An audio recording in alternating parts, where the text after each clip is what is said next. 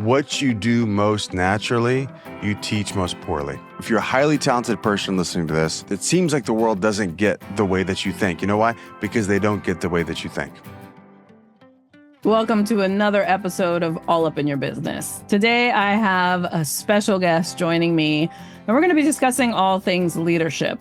It is a topic that I have been a part of as a coach and also in my own journey as an entrepreneur, even in my executive career, where I had to learn different tactics based on different environments in order to really stay true to myself through the process, but also get some really hard things done.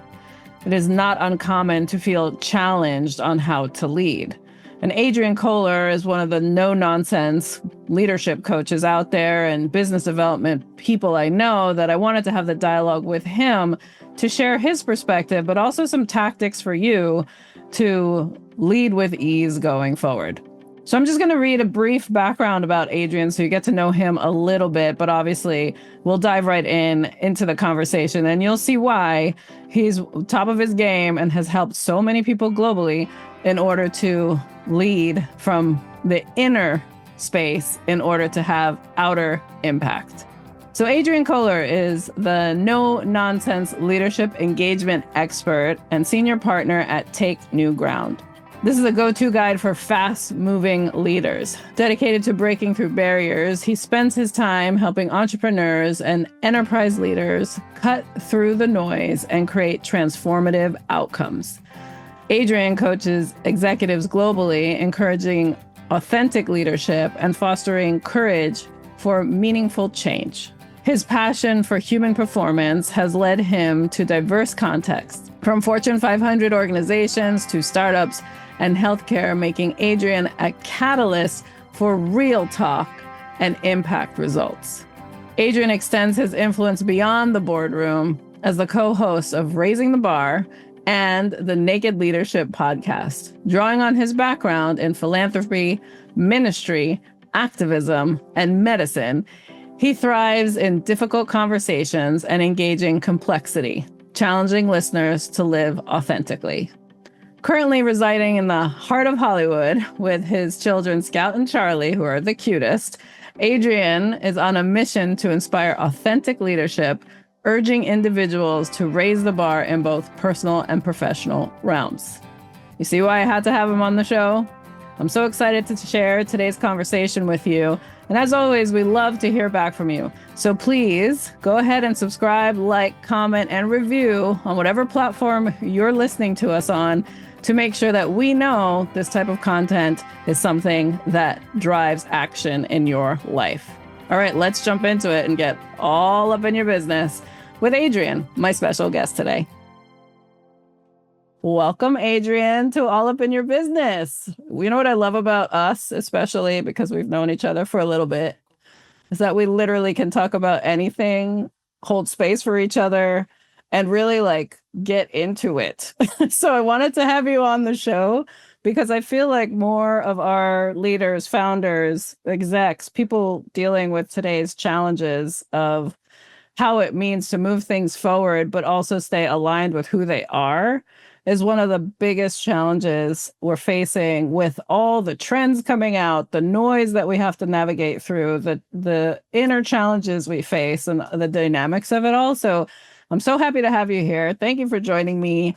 And we're going to talk all things leadership. It's really what I want to jump into.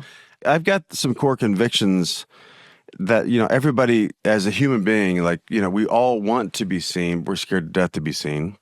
We all want to be seen, to be accepted, and then to be provoked.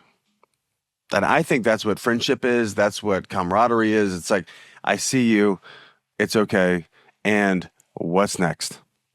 Like to have someone core, that at their core, in my work at Take New Ground, my company is what I call fierce advocacy, which is I'm going to fight for what you're fighting for, but I'm going to do it in a way that's not grandstanding, and it's not pats on the back, for all my clients, which are all founders of companies. They actually don't respond well to that because everybody else kisses their butt all the time. But who's going to get in their face and say, hey, I believe, no, I don't buy it. When you can reflect back what is actually happening, well, behind the veil, right? Like under the mask, what is really going on?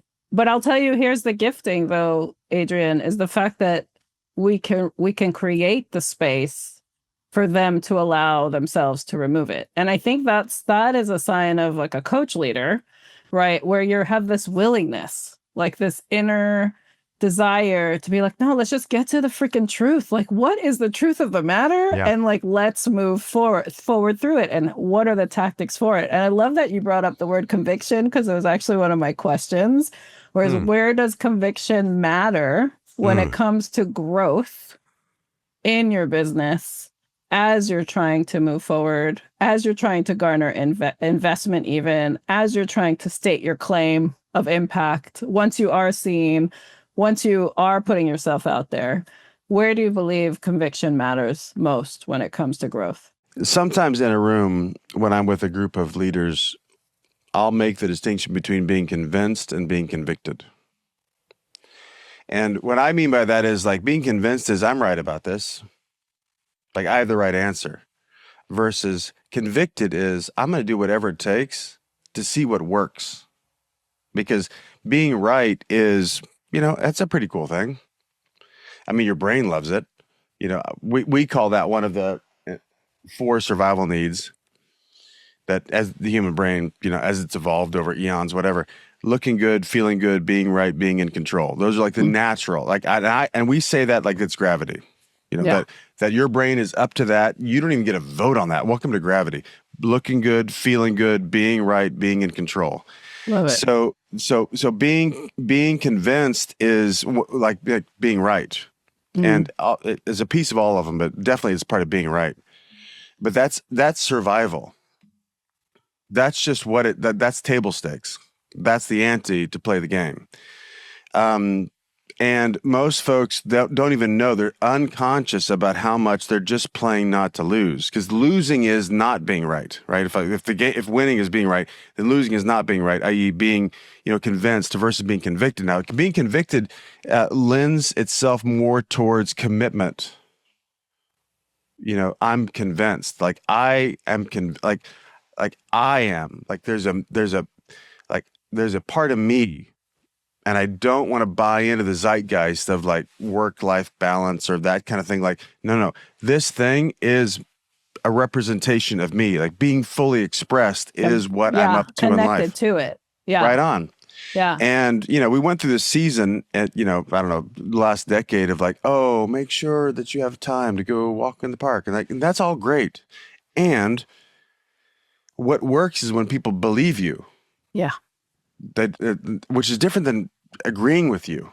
Right. Which is I think that's the distinction. Yeah, because I see the word convinced, like convince myself. I had to convince myself it was okay as a form of like self-manipulation, right? Like in the acceptance of something that maybe I had to tolerate for a short period of time, but then it became something I accepted, which then I became a version of myself that I convinced myself I was to be okay and safe in that circumstance. And then it starts to perpetuate into a different version. I mean, I'm getting further and further away from my baseline. Conviction is connecting to that inner core of what you truly believe. And then how you articulate it is the skill set, and the actions behind it that actually create the growth is the way I have kind of just dismantled those 2 words that you just brought up, at least in my own stance and how I've been able to grow and scale, but also as I work with my clients, where I'm like, what are you convincing yourself of right now that you're not convicted about, right? Like, it's such a powerful line to dialogue on, and to help them just get the clarity of, wait, you know what? I did convince myself because I got this one-time feedback. And now I'm sitting in this feedback loop that shut me down, that became my story, and I lost my conviction. Right. I literally just got off the call with a client, and we're talking about one of the guys on his team who is a top tier thinker I'll be vague on purpose, but a top tier thinker in a certain space. And my client that I've worked with for the long time, like 5 years, long time, which is long in my world. And he is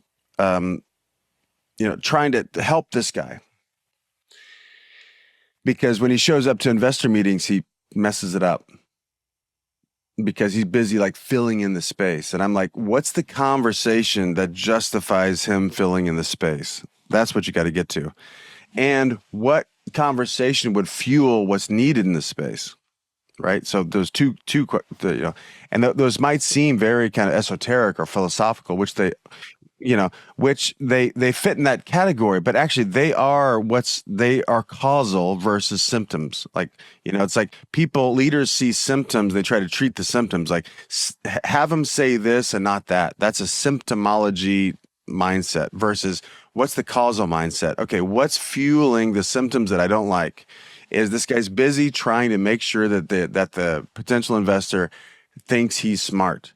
Right. That's where he's coming from. That's why he does that. Yes. That's why he does that. Right? So instead of like, oh, I'm here for the investor. Now that's a whole different conversation. Right.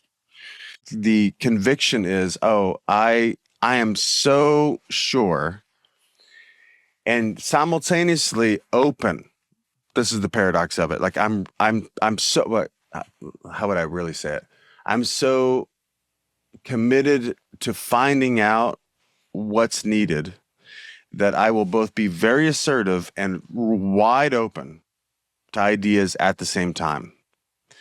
And that all this might be too philosophical, but all of that is in the context of what matters to the listener, not why I'm here and what I want to say. Right. That's a lot receiver. The receiver. Yeah. It's like, I actually am speaking to the receiver. Like I'm coming from my speaking comes from the receiver, at least my assumptions about the receiver. And then I'm going to pay attention to what's working and not working and what's needed. And ask the questions and get to the root.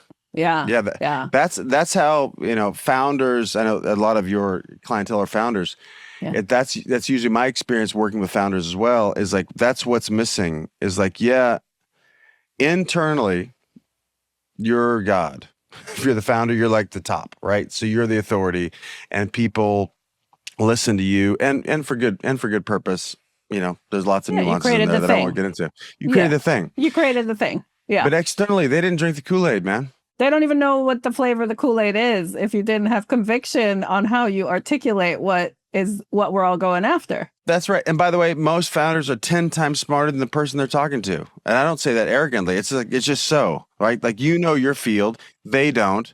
You're looking for money. I'm using that as an example. They're looking for money, but you got to speak from where they're sitting, not trying to impress them, but to connect with them. Meet the need of your client. That's your client, right? Like, and so you have to know your client well to speak to them, to then say, and this is how what we're doing serves you. Yep. And this is what we need from you.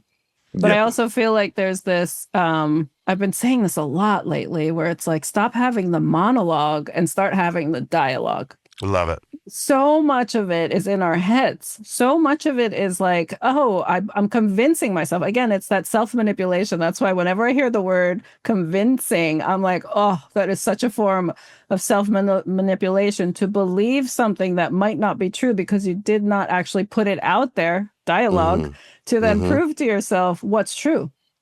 Right. And so it gets stuck up here. And then a lot of founders and a lot of dismantling I end up doing, and then the rebuilding back up with them, is to get to the root of like, where did that story begin and how is it actually serving you?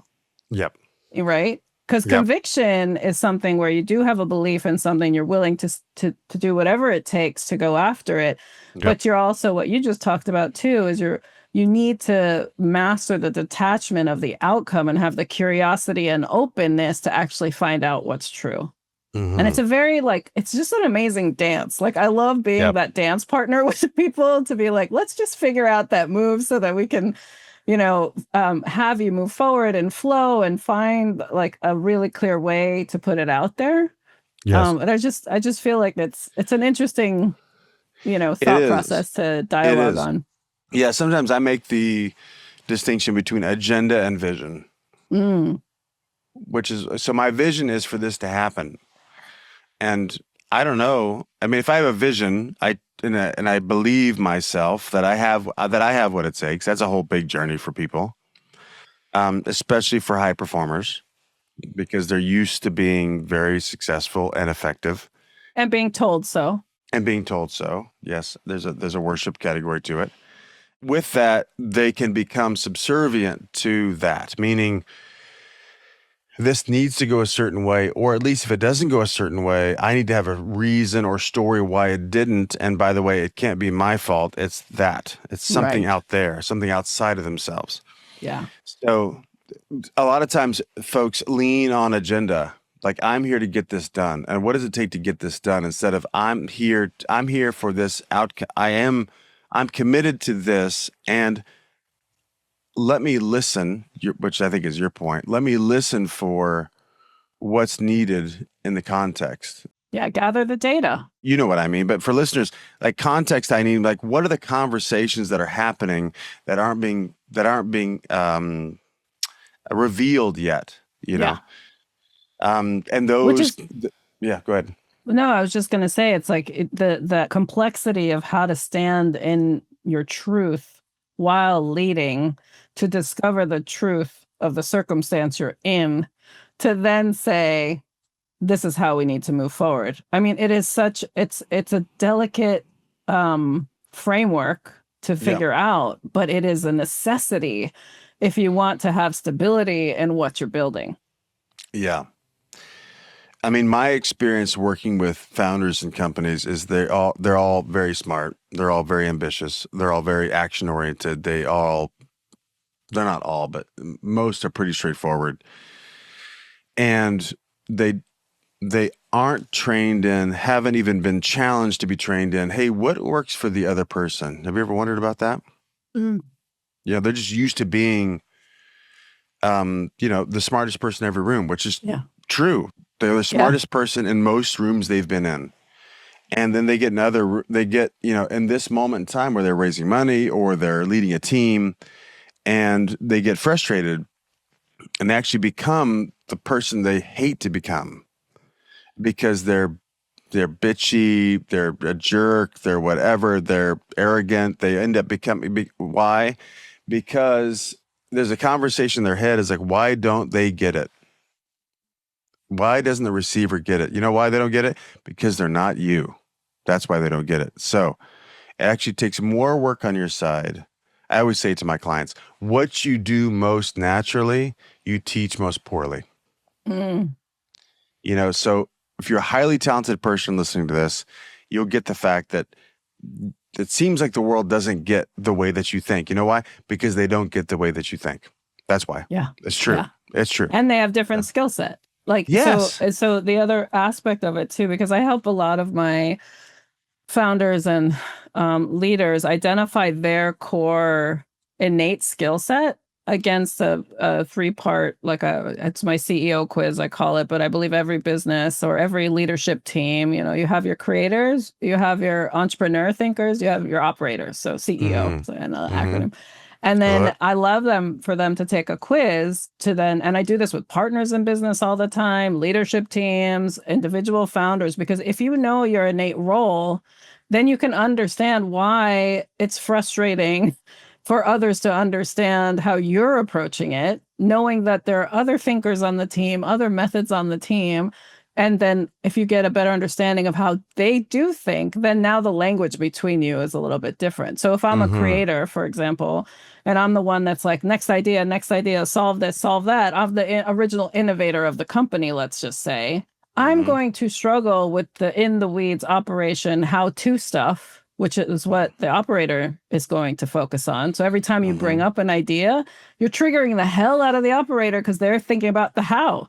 And you're like, don't focus on the how, just focus on the what. But that's their job. Like, that's their focus. So finding the integrative ways to communicate and understanding the differences, I have seen that shift the growth stance for the company, but also in the leadership stance to also give themselves permission to be like, wait, I'm not the operator. No wonder why that part of the business frustrates me.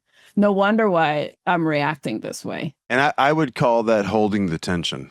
I just got out of a 2-day offsite with a company, very successful, a company, and I was working with the brand and marketing team for this company.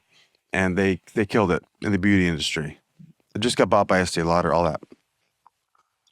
And the ops person in that team, she, we had lots of tears together in the and today's Thursday, but Monday and The Tuesday release. this week. Yeah. Yeah, you know why? Because she didn't get the fact that, hey, she's the ops person, and she's probably 55-year-old lady, and she'd been experiencing resistance, and she thinks the resistance is about her. I'm like, no, it's the conversation that you are, right? You're dealing with creatives. She's dealing with creatives. And you to your point, is like you as ops person, you're threatening the out of like all these creative people. They think that you're there to like, shut it all down, shut it change all it. Like down. it's not enough, or you need these things. You're stressing them out. They're Yeah, creators. They don't want to that's hear right. about the how. Well, yeah. And even I just said, in the room just on Monday, Tuesday with her, I was like, because her assertion was, other people don't, like my team. I'm like, how about they don't know how to think like you think, and so you come off like a threat instead of a possibility. So if you have more of the conversation from a vision perspective, which is, hey, I'm here to serve your team. I'm also here. I'm paid to make your team perform. So there's like this weird thing, this paradoxical thing. I'm here to like essentially love, and in the business context, I'm weird because I talk about love. Oh, Because I do all the time. I Bring think it. love, yeah, Yeah. love is love for me in the, especially, I mean, even in the business context, the easiest place is like love is I'm committed to what you're committed to. That's what love is. Like, I Yeah. want what you want. I'm here to Yep. help you get what you want. So to give them the space to realize like, oh, they don't even think the way I think. And their rejection isn't because they, don't like me, which we all, internalize things. And like, the resistance, we think it's about me. No, there's a resistance to the conversation. So, hey, can we talk about how to think about your business in a way that I can help? I think Wide also open. wide open, and also it's an invitation Right on. to dialogue on, hey, we have this common goal together. It never should feel like it's an us versus them scenario. Like you're in this together. Let's find that togetherness. And I find that everybody has this not enough story.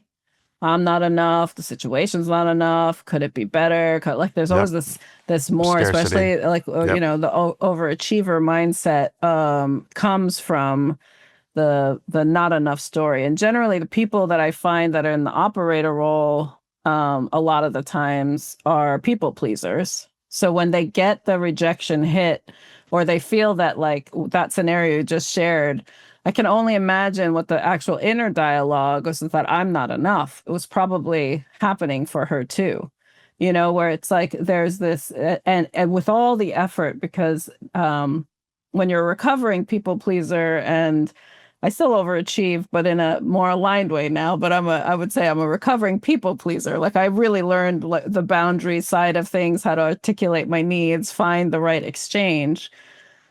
It's an interesting piece to then have the openness to receive. This is what it actually will take to work and together and move forward together. And it is going to look different for both of us or all parties concerned, but we just have to come together with common ground. Yeah. And here's how I'm annoying in a room Yeah. is as I think that there's benefits to everything. So being the rejected one, while we'll say I don't want to be rejected, if I consistently am, there must be some benefit to being rejected. Let's talk about that. Why do you not, for this lady in the room, why do you enjoy not being integrated? Mm. Like, i.e., like her team The making a difference. belonging. Yeah. Well, let's Yeah, just like say yeah. let's say there's some benefit to not being integrated. Let's just say there's some benefit. What's the benefit of that? And that's the contrarian kind of question, but it actually gets to so I'm weird, but I always want to get to, hold on, what's running the show? And for those just listening, I just moved my hand to the back of my head because there's like a primal thing for us as human beings is, we're never going to make the second best choice. We'll always make the best choice. Yeah. In the moment. In the moment. Whatever that is. Exactly. In the moment, whatever that is. Right. So whatever is happening, we must want it to happen. And that's a pretty gutsy framework to take on, is like, whatever's happening, I want to have happen. But it's also like you want it, but then the inability to act on it is when you're looking for acceptance. So in that specific scenario, there's a need for acceptance and recognition potentially to move forward, which is then probably fulfills the prophecy in the mindset of, I'm not enough, or it's never going to be enough. So this is just where I'm at. And then you get stuck, right? Like this is now my identity of how I move forward in the world. And I always go into every room anticipating the fight. Just want to remind you that breakthroughs and strategies are here for you. You don't have to be isolated on your business building journey. If you'd like to have a chance to connect with me and let me be all up in your business, go to heykareen.com/connect and a team member will share how you can obtain the best support at this time. You always can have me in your pocket by leveraging my AI. Go to heykareen.app, download it, and start chatting away. And of course, I am always here, willing and ready to be the support you need. All you have to do is ask.